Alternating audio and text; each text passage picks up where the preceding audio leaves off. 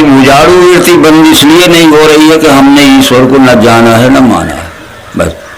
बस तमोगुण बात आपको हमने बताई थी कि सत्वगुण जानता है, वो जानता है तो कभी बुरा नहीं कर सकता, और रजोगुण मानता है और तमोगुण न जानता है न मानता है। बस कितना ही समझाओ वो मानेगा नहीं और खुद भी जानता नहीं है। तो उजाड़ू वृत्ति बंद। आज उजाड़ू वृत्ति देख लीजिए हमारे मानव जगत में कुछ % मनुष्य छोड़ के, एक कवि ने कहावत लिखी थी, आप थोड़ा हंसोगे। हम कहते हैं, क्या कहते हैं,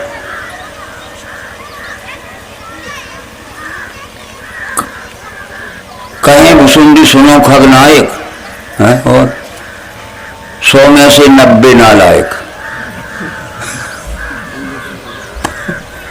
जो कागभुसुंड कहते हैं गरुड़ से, मैंने देख लिया गरुड़ जी कि सब आदमी हैं। कहें भुसुंडी सुनो खगनायक 100 में से 90 नालायक, 10 ही आदमी हैं जो लायक हैं। किसी का अपमान नहीं है, किसी का हम नाम नहीं लेते हैं। हम खुद को देखें अब तो ये दुर्गुण हमारे में तो नहीं है। ये दूसरे को सुधारने के लिए तो हम भाषण देते हैं, पर खुद सुधरे हैं कि नहीं, अपना पहले सुधार करना है। ठीक है, करो सुधार, यह जग चिल्लाता, क्या सुधार और क्या बिगड़ा।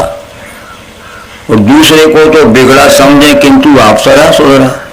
मैंने कहा दुनिया बिगड़ गई, ये भी कहते हैं दुनिया बिगड़ गई, छिदामी लाल भी कहते दुनिया बिगड़ गई, ये हर एक कहते अपने को बचा के कहते मुझे छोड़ के सब बिगड़ गए। हर एक आदमी यही कहता है संसार बिगड़ गया। देखो घर तो संसार का क्या बिगड़ गया। करो सुधार, यह जग चिल्लाता, क्या सुधार और क्या बिगड़ा। और सबको तो हम बिगड़ा समझे, किंतु हम सुधरे, बड़ी मुश्किल की बात है। तो इन बातों को ध्यान रखिए। और फिर अब आप सुदामा जी पर बात आ गई। सुदामा जी गुरुकुल उज्जैन में, जो मध्य प्रदेश के अंतर्गत उज्जैन नामक शहर है, उसको अवंतिका कहते थे पहले।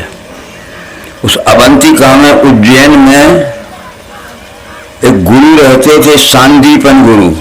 वो बड़े तत्वदर्शी थे, वो विश्वरूप की दर्शन कराते थे, विश्वरूप परमात्मा। कृष्ण जी ने 64 विद्या तो पढ़नी थी, बहुत ज्यादा। 64 दिन में विद्या सारी पढ़ डाली। अब उनने पढ़ा था ग्रंथों में कि परमात्मा है, विश्वरूप परमात्मा है। सैकड़ों लोगों से वो मिले थे, पर किसी ने कहा एकादशी व्रत करो 12 महीने, 12 महीना में 24/11 सो तो तुम्हें परमात्मा मिल जाएगा। तो वो भी कर लिया, मगर नहीं मिला। किसी ने कहा हलखट्टी करो, गंगा नहाओ, ये करो वो करो, नहीं मिला। उन्हें पता चला कि उज्जैन में सांदीपन गुरु हैं, वे विश्वरूप दर्शन कराते हैं। वो आ गए वहाँ पढ़ने के लिए, सुदामा के साथ पढ़ने लगे। सांदीपन गुरु ने बता दिया कि जिस परमात्मा या विश्वरूप के विषय में लोग पढ़ते हैं किताबों में, वो इस विश्व का नाम ही विश्वरूप है। तो कृष्ण जी ने कहा कि गुरु जी मुझे विश्वरूप का दर्शन करा दो। आप विश्वरूप का दर्शन कराए हो तो करा दे। तो बोले दिख तो रहा है, इस विश्व का नाम ही विश्व है, ठीक है ना। अब मेरे से आप कहो कि लाहौर का दर्शन करा दे, तो मैं कहूँ दिख तो रहा है, ये लाहौर का लाहौर ही, जिसका जो नाम है वही स्वरूप हो।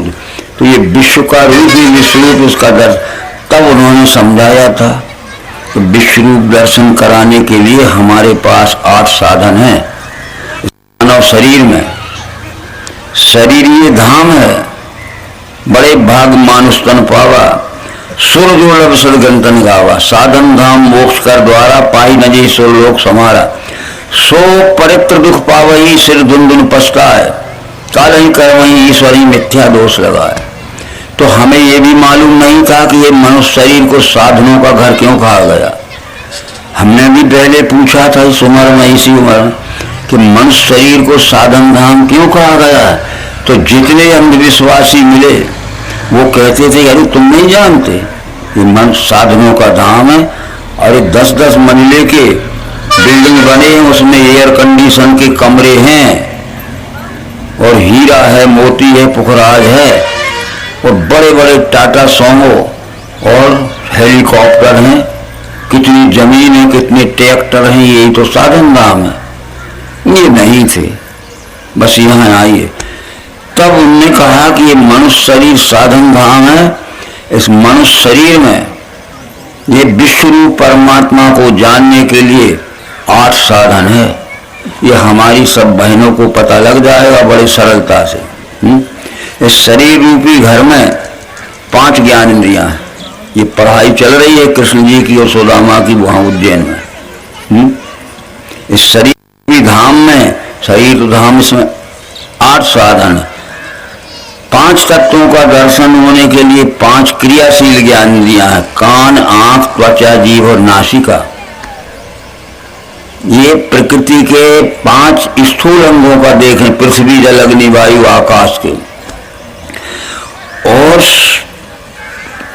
तत्वों से सूक्ष्म गुण हैं 17 स्तंभ। उनको जानने के लिए हमारे पास इंद्रियों से सूक्ष्म मन है, देह से इंद्रियां सूक्ष्म है, उनसे सूक्ष्म मन है, और मन से सूक्ष्म है बुद्धि। और फिर इसके बाद इंद्रियों से 5 तत्व, मन से 3 गुण जान लिए, तो बुद्धि से निश्चय हुआ कि 5 तत्व 3 गुण 8 अंगों का फैला हुआ ये विस्तार है, इसका नाम साकार है। ये बुद्धि जानती है।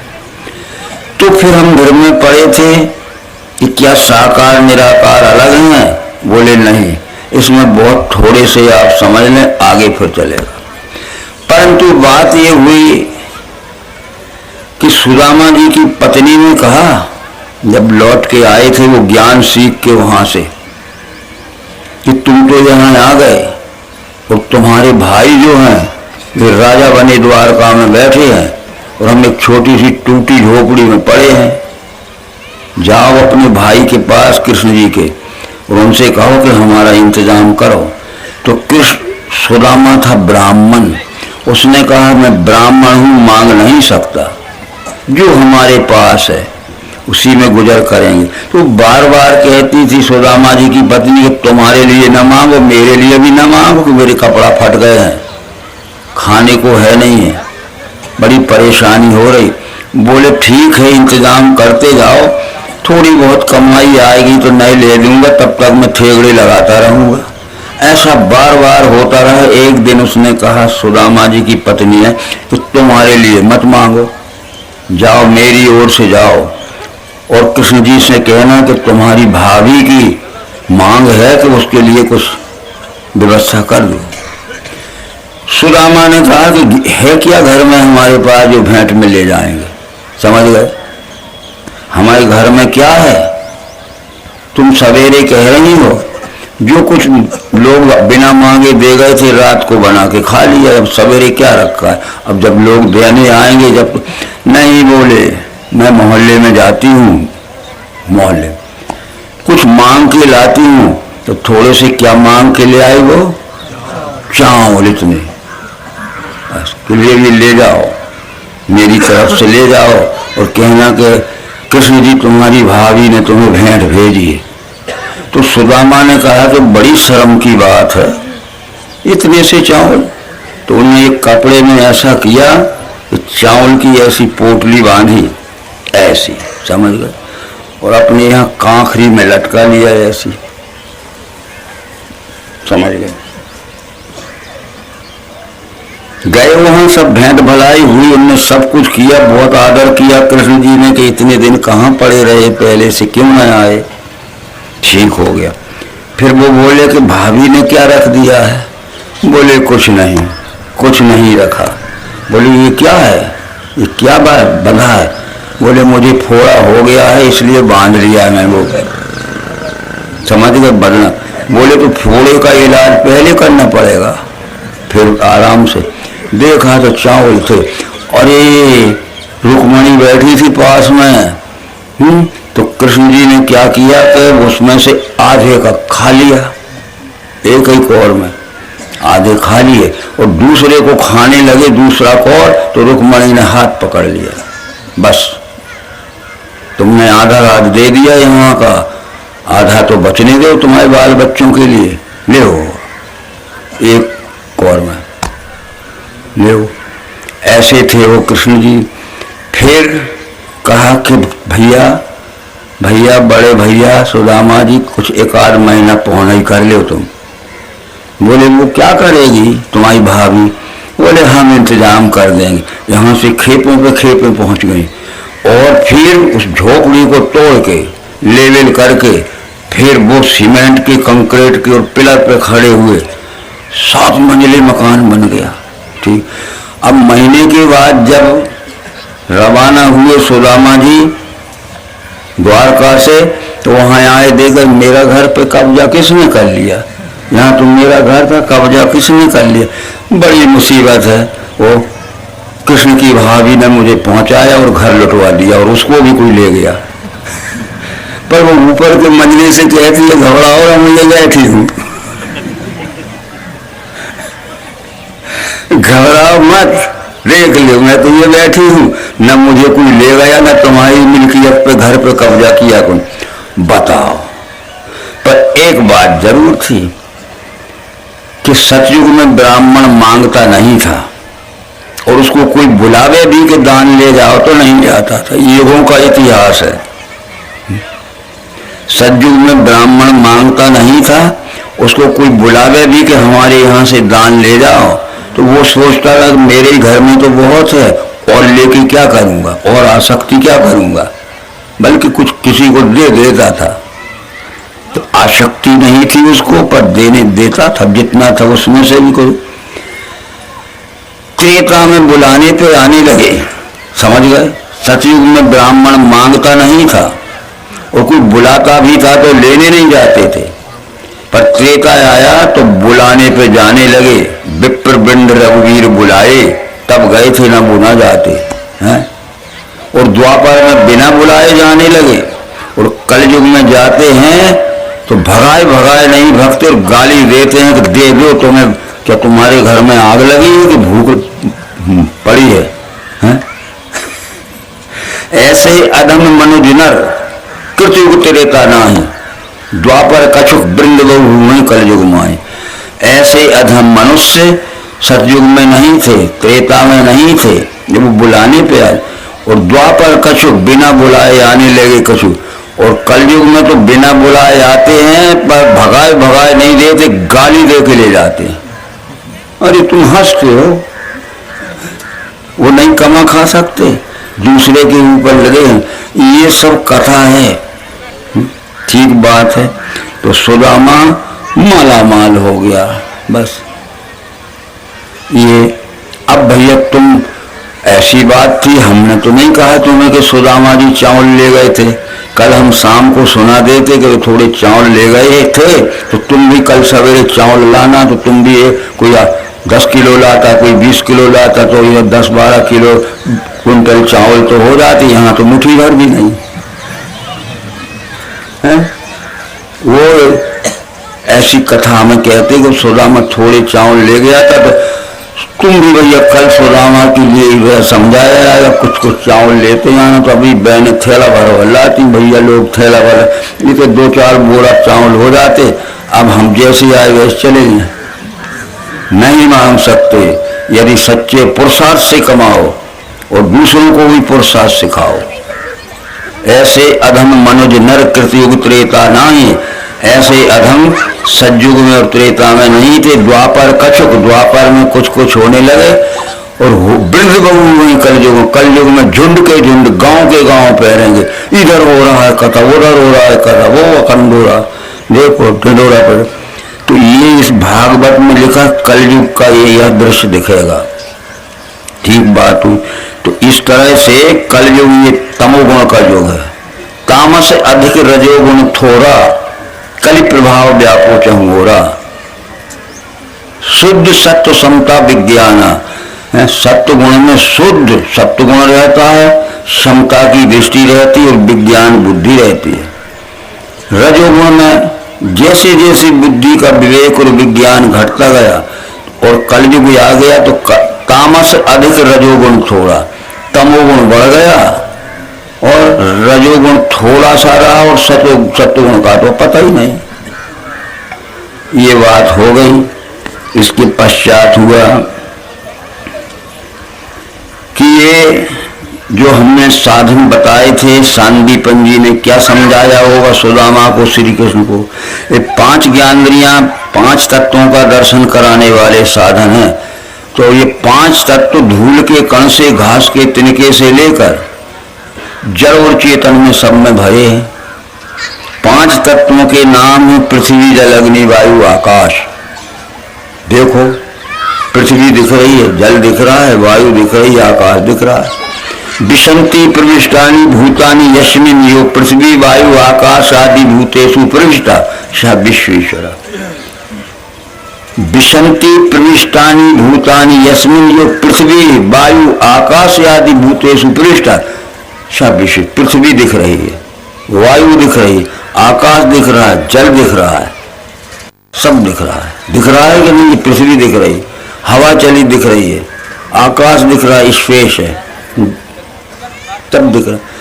तो ये 5 ज्ञानेंद्रियां हमारी 5 तत्वों की बनी है। तो पृथ्वी का गुण क्या है? गंध, बास। तो पृथ्वी का गुण गंध जानने के लिए हम ये वस्तु आपके सामने रखते हैं। तो पृथ्वी का गुण गंध या बास है, तो उस बास को सूंघने के लिए हमारे पास नाक है। नाक से सूंघ के देखो, गंध है इसमें भरा है। गंध जानते हो? बास।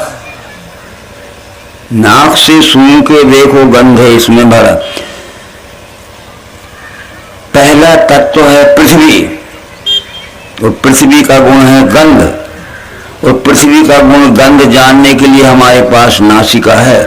तो नाक से सूंघ के देखो, गंध है इसमें भरा। तो अपने को सूंघ के देखो, गंध है इसमें भरा। इसको सूंघ के देखो, गंध है इसमें भरा। इसी रीति लखो सारे दृश्य में गंध भी भरा।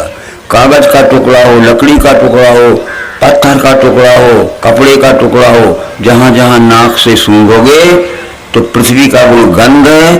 और गंध गुण को देखने के लिए नाक है। नाक से सूंघ के देखो, गंध इसमें भरा। तो नाक से सूंघ के देखो, गंध इसमें भरा। नाक से सूंघ के देखो, इसी लखो सारे दृश्य में गंध भी रहा। जल का गुण रस है।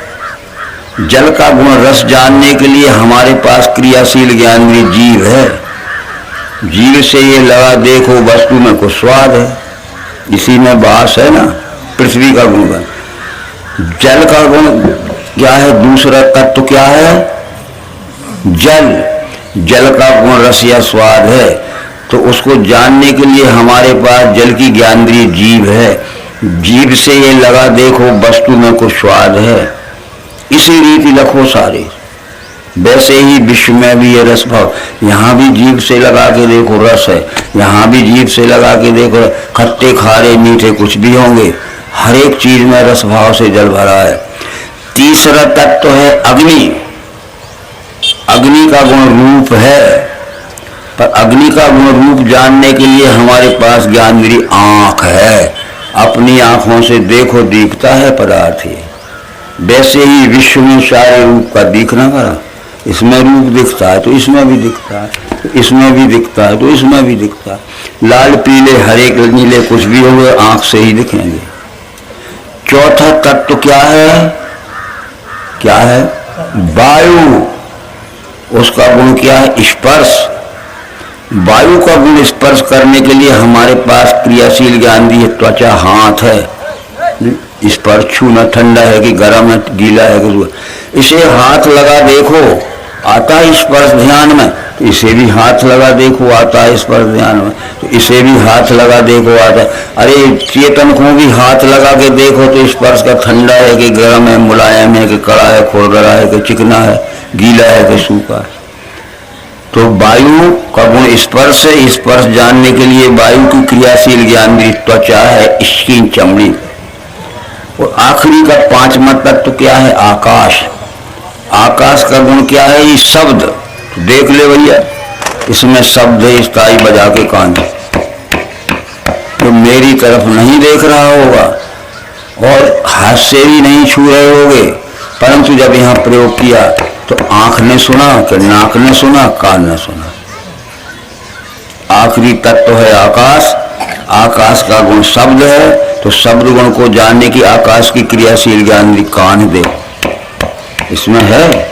और यहाँ ठन ठन खटफट पट पट कुछ भी हो, पर कान से ही सुनाई देगा कर का सुरीला कोई। ये पांच तत्वों के पांच गुण हैं, जो पांच ज्ञानेंद्रियां ही पांच साधन हैं। अब हम आपसे पूछते हैं कि ये एक है कि बहुत है? हैं? एक है। इसमें एक में पांच न दिखे तो मत मानना। जब हमने कान से ठोक बजा के देखा तो शब्द है आकाश का।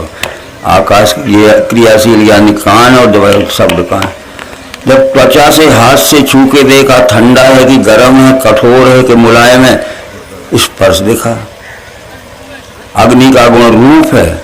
अग्नि की क्रियाशील ज्ञान आंखें देखा तो आंख से देखो रूप दिखता है, वैसे सारे विश्व का रूप दिख रहा है। जल का गुण रस है। जल की क्रियाशील ज्ञान जीभ से देखा, इसी में रस दिखा। और पृथ्वी का गुण गंध है, तो पृथ्वी की क्रियाशील नाक से सूंघ के देख। तो एक में पांच दिखे आपको कि नहीं? अबे दिख रहे थे का? अभी दिख रहे थे। इस एक में ही पांच हैं, तो पांच में लिखे जो एक है कि दो है? ले अनल अनिल जल गगन रसा है। अनल अनिल जल गगन रसा है, इन पांचों में विश्व बसा है। अनल अनिल जल गगन रसा है, इन पांच तत्वों में से सारा संसार व्याप्त है। ये संपूर्ण संसार जो वादी अद्ध मध्य रहता है, जल हो चाहे चेतन हो, ये संपूर्ण संसार पांच तत्वों से व्याप्त है। जैसे कि इसमें वैसे इसमें देख लो, ठीक है। अब अगर पांच मानते हो, इसमें से पांच अलग अलग कर सकते हो कि शब्द स्पर्श रूप रस गंध पांचों को अलग अलग करके पांच कटोरियों में रख सकते हो? अरे छोटी सी नहीं निकल सकते, नहीं तो निकाल के बता दे। इसमें से शब्द निकाल ले और हम ठोकें और शब्द न सुनाएंगे। इसमें से रूप निकाले और हम आंख से देखें तो न देखें, नहीं निकल सकते। जिस तरह पांच तत्व छोटे टुकड़े में भरे, ये सारा संसार पांच तत्वों से व्याप्त है। ये पांच ज्ञानेंद्रियों से आने वाला अनुभव ही पांच तत्वों का, ये पांच तत्व विश्व रूप परमात्मा का स्थूल शरीर है, स्थूल शरीर। इसके बाद हमारे पास छठवां साधन मन है। देह से इंद्रियां सूक्ष्म, इंद्रियों से मन सूक्ष्म है, मन से सूक्ष्म है बुद्धि। मन से देखेंगे, मन गुण जानता है। पांच तत्वों के पांच गुण पांच ज्ञानेंद्रियों से जाने, और प्रकृति के जो तीन गुण हैं, सत्व गुण, रजोगुण, तमोगुण, जो मन जानेगा। अब हमने इसी वस्तु में फिर मन से प्रयोग किया। अलग अलग वस्तुओं में हम अलग अलग प्रयोग करके देखे। इस खाने की चीज है, इस वस्तु को जब हमने पीस के घी के साथ मिलाया, ठीक है, तो हमने घी शक्कर खाया तो हमारी जीभ को कैसा लगा? अच्छा लगा कि बुरा लगा? अब इंद्रियों के भीतर मन बैठा है और पांच तत्वों के भीतर तीन गुण व्यापे हैं, तो वो घी शक्कर भीतर गया मन के पास, तो जीव को अच्छा लगा तो मन को भी अच्छा लगा। सुख वर्धक हुआ, बल वर्धक हुआ, उत्साह भरा। जीव के स्वाद में भी घी शक्कर चढ़, मन को भी बड़ा सुख हुआ। जिस वस्तु का संग करने से हमारे इंद्रियों से लेकर मन तक अच्छे अच्छे का अनुभव आता है, उसको ज्ञान की भाषा में वेद काल के तत्वदर्शियों ने सत्व गुण का अच्छा गुण कहा। सत्व गुण यानी अच्छा। इसमें हमने दूसरा प्रयोग किया, पीस कर पानी के साथ घोल के शरबत बना लिया। हमें प्यास लगती है, हमने शरबत पी लिया। एक दो गिलास शरबत पीने पे हमारी प्यास नहीं मिटी, तो हम 4-5 गिलास पी सकते शरबत। पर जो जीव के स्वाद में तो अच्छा लगा शरबत, पर भीतर मन बैठा है वहां गया, तो मन को कुछ बुरा अनुभव आया, क्योंकि पानी का गुण शीतल होता है, ठंडा होता है, शरद होता है, और ये सूखे निरे शक्कर का गुण खुश्क होता है, उष्ण होता है, गर्म होता है। शरद गर्म तो मिला लिया तो जीव को अच्छा। जब भीतर गया तो हमारे पेट में जो जठराग्नि है, गर्मी है, भोजन पचाने वाली अग्नि है, उसकी गर्मी लगी तो ठंडा पानी भाप बन के मगज में, मस्तक में चढ़ गया, और थोड़ी देर में नाक से बहने लगा, खांसी चलने लगी, गणेश जुकाम हो गया। अरे जीव के पीने में बहुत अच्छा, तो अंदर गया तो मन से संग होने पे बुरा जुकाम हो गया। तो जिस किसी भी वस्तु का संग कर हमारे मुलायम मसूले छिड़ जाएंगे, दांतों में टक्कर लगेगी, दांत उखड़ सकते, चबाने में भी तकलीफ होगी। और फिर अंदर गया तो ये हमारे शरीर में थोड़ी बहुत नमी रहती है तड़ियों में, इसने सूखे में वो नमी सोख ली तो दाह जलन पड़ने लगी, दाह जलन पड़ने लगी और सिर में चक्कर आने लगे, सिर में गर्मी बढ़ गई, चबाने में भी तकलीफ, और भीतर गया तो मन को दुख भी हुआ। तो इस तरह से ये तीन गुण मन जानता है। इसमें खाने में दिखेंगे, माइक में देखिए, अभी हमारी आवाज को ठीक से दूर तक पहुंचाता है, अच्छा है कि नहीं? और ये धीरे धीरे चिड़चिड़ाने, घुरघुराने लगे, ऊंचा नीचा बोलने लगे, तो हम कहेंगे भैया सुधारते क्यों नहीं, कुछ अच्छा है कुछ, और बंद ही पड़ गया तो अलग करो इसको। अलग अलग वस्तुओं से संग करने पे हमारे मन को तीन प्रकार दे, जब वो अच्छा लगता है सत्वगुण, कुछ अच्छा को जो बुरा लगता है रजोगुण, और अब ये बोलता ही नहीं। तो इसमें भी माइक में देखना, हमारे पास ये पेन है काउंटर, बताओगे इसमें शब्द स्पर्श रूप, नाक से गंध सूंघने पे गंध दिखेगी, जीभ से रस दिखेगा, आंख से रूप दिखता है, और त्वचा से स्पर्श दिखा, आकाश का शब्द, कान से शब्द सुनाई देता है। परंतु इसमें किस गुण के कारण लाए हैं लिखने के, तो मन कहता है कि हम तो जिस गुण के कारण लाए हैं वो देखें। और जब हम लिखने को बैठे तो कागज पे स्याही की लाइन नहीं उड़ी, इसकी नोक में फंस के कागज और फट गया, तो मन क्या कहेगा, बुरा है। ये घड़ी है वैसी, ये कितनी नई दिख रही है, घड़ी किस कारण से लाए, टाइम देखने के गुण के कारण, ठीक है। हमने बांधी है तो इसमें शब्द स्पर्श रूप रस गंध है, 5 वर्ड, पर जिस गुण के कारण लाए हैं ये बिल्कुल नहीं है, वो टाइम देती ही नहीं, तो मन कहेगा बुरी है। अच्छा गुण सत्य गुण जिससे सुख होता है, और बुरा गुण यानी तमोगुण जिससे दुख होता है, और कुछ अच्छा कुछ बुरा यानी रजोगुण, बस 3 गुण हैं। यही 3 गुण आगे जब अन्न के रूप में हम भोजन खा लेते हैं तो तमोगुणी भोजन करते हैं तो अहंकार होता है, रजोगुणी भोजन करते हैं तो चंचल मन होता है, और सतोगुणी भोजन करेंगे तो बुद्धि अच्छी निर्मल रहती है।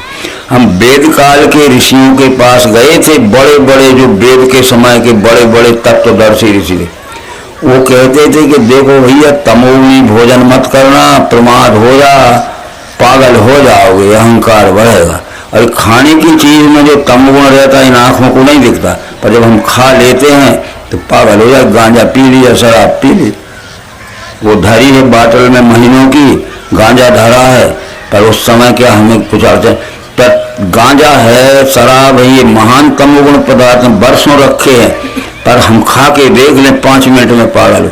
तो तमोगुणी भोजन करने से प्रमाद और अहंकार बढ़ता है, रजोगुणी भोजन करने से मन चंचल होता है, और सत्वगुणी भोजन करने से हमारी बुद्धि में प्रकाश आता है।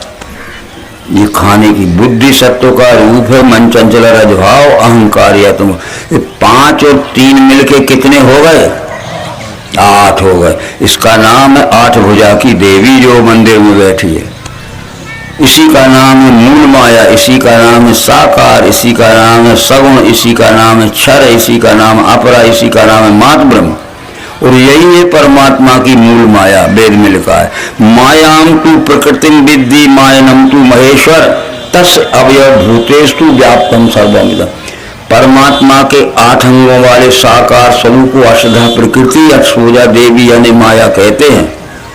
मायाम तू प्रकृति विद्यात माय नम तू महेश्वर, और तस् अवयव भूतेस्तु व्याप्तम सर्वम इदम जगत, जितना आदि अंत मध्य है चराचर जगत है 8 अंगों का फैला हुआ विस्तार है। इसको विराट स्वरूप या साकार कहते हैं। 8 अंग। अब तुलसीदास ने तो कह दिया था, रामायण रखिए घर घर। बताओ, वो कहते हैं निर्गुण रूप सुलभ यति सगुण न जाने कोई। अरे निर्गुण का जानना बिल्कुल सरल है, पर सगुण न जाने कोई। सगुण कोई नहीं जानता है।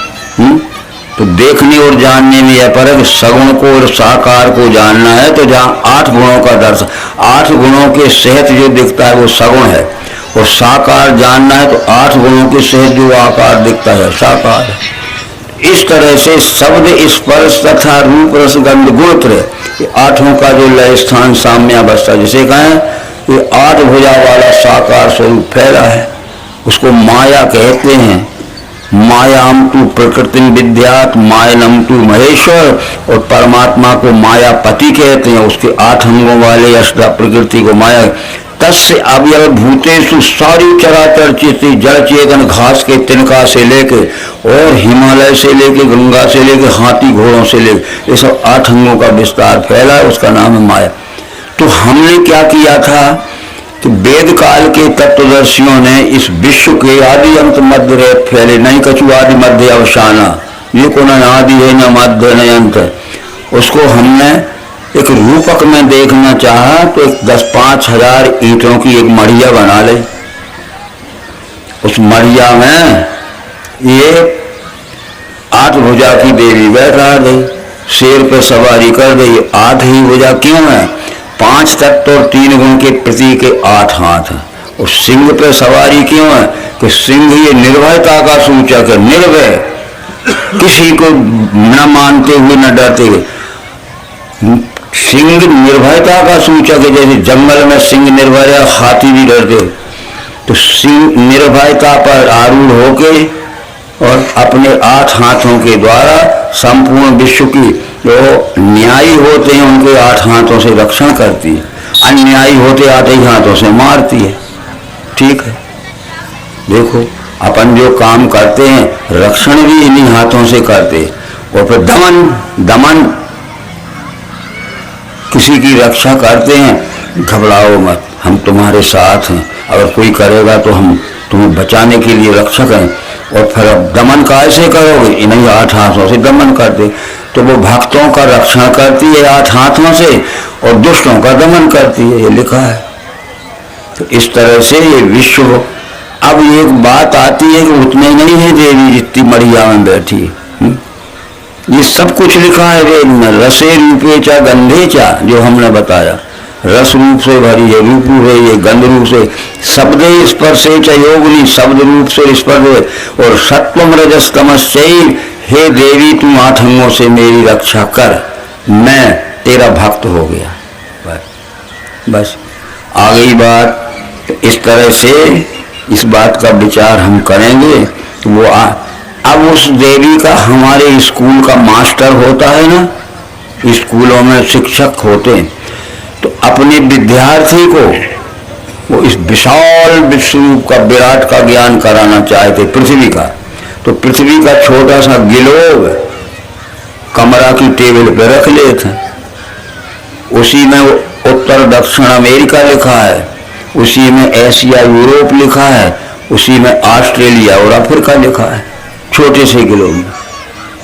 तो जो उसमें उत्तर दक्षिण अमेरिका लिखा है छोटे से गिलोब में, वो एक पृथ्वी के उत्तर दक्षिण अमेरिका की पहचान के लिए लिखा है। उसमें ऑस्ट्रेलिया लिखा है और अफ्रीका लिखा है, उस पृथ्वी का ऑस्ट्रेलिया अफ्रीका की पहचान के लिए। उसमें जो यूरोप और एशिया महाद्वीप लिखा है जिसमें हम रहते, वो इस एशिया यूरोप की लिखा है। अब वो विद्यार्थी जान ले कि पृथ्वी इतनी बड़ी है जो कमरा के टेबल पे रखी, हम जान लें कि देवी उतनी बड़ी है जो वो मढ़िया में बैठी। अरे सर्वरप रूपमयी देवी, सर्वरूपमयी देवी, सर्वम देवी मयम जगत, अतो हम विश्व रूपाम त्वाम नमामि पर्वत। ये देवी 8 अंगों वाला तेरा ही विराट स्वरूप दिख रहा है, सर्वरूपमयी देवी, सर्वम देवी मयम जगत, अतो हम विश्व रूपाम, ये विश्व विराट ही तेरा स्वरूप है, तुझे मैं बार बार नमस्कार करता हूँ। बताओ ये बात थी जब वो मढ़िया में बैठा ली थी, वही बात थी जब इस पृथ्वी का ज्ञान कराना था। छोटा सा गिलो कमरा की टेबल पे रखा था, उतना ही बड़ी है पृथ्वी। ये ज्ञान दे दिया संदीपन गुरु ने, बताओ कन्हैया है। कन्हैया ने कहा कि वाह गुरु जी, जिंदगी चली गई, मैं ढूंढ रहा था, तुम मेरे आज तरन तारण हो गए, ठीक है। और जब आने लगे तो फिर क्या हुआ, एक और बात पूछी संदीपन गुरु ने, और मौखिक प्रश्न पूछा, और तो सब पूछ लिया, पास हो गए। अब ये बताओ कि कन्हैया, उसका नाम कन्हैया है, हत्ती घोड़ा पाल की जय कन्हैया लाल की, जो जन्म को कन्हैया, ये बताओ कि परमात्मा गोरा है कि काला। अब प्रश्न पूछेंगे, मुखाग्र प्रश्न होते हैं ना। अब कन्हैया क्या कहे कि मैं गोरा कहता हूं तो काला भी है, जैसे हमारा ये गोरा है रंग तो काले से दिख रहा है, और काला कहता हूं तो गोरे भी दिख रहे हैं, क्या कहूं। तो तुरंत उत्तर दिया कि जब हम सफेद रंग और काला रंग मिला देते तो श्याम बन जाता है। आप सफेद रंग और काला रंग मिला देते, ना सफेद रहेगा काला श्याम, तो कह दिया कि श्याम रंग है श्याम, तो बोले आज से तेरा नाम घनश्याम हो गया। ये हो भैया, और ये घनश्याम। तो इस तरह से ये ज्ञान गुरुजी से पाया था, वही ज्ञान अर्जुन को दिया, और वही ज्ञान कन्हैया में गीता में लिखा। बस इतना कन्हैया ने जाना, वो 8वां अवतार था, ठीक है। तो इस तरह से ये सब ज्ञान लेके वो आए। अब थोड़ा सा विषय और आता है, यदि मनुष्य जन्म लेने के बाद मनुष्य जन्म की अंतिम सिद्धि प्राप्त करना है, मोक्ष, हमें मोक्ष पाना है कि ये जन्म मृत्यु के चक्र ही में घूमते रहोगे, तो इसके लिए हमें मन की इंद्रियां जीती न इच्छा भय क्रोध है, मुनिसो मोक्ष का सेवी सदा ही मुक्ति। अपनी इंद्रियों को बस में रहो। इंद्रियां इधर उधर घोड़ों की तरह दौड़ती हैं, यही तो चोरी करवाती हैं। लेकिन अच्छी चीज देखी तो रात को चुरा लाए, मार पीट के छुड़ा लें, कुछ भी हो। तो इस तरह से मन की इंद्रियां जीती न इच्छा भय क्रोध है, मुनिसो मोक्ष का सेवी सदा ही मुक्ति में। जिसने जीवित अवस्था में ही अपनी इंद्रियों को जीत लिया, मन को जीत लिया, बुद्धि को जीत लिया, तो जैसा बैठा है वो मुक्त है। हमारी इंद्रियां ही तो बुरा काम करवाती। इंद्रिय सुख भोग के लिए हम 1000 प्रकार के दंड फंड चोरी चपाटी रिश्वत लेते हैं, शरीर सुख के लिए देते हैं। तो इस तरह से हमारे इंद्रियों को, हमारे मन को, हमारे शरीर को बस में करना पड़ेगा, ठीक है। तो वो बस में होता नहीं है। तो अब ये हमें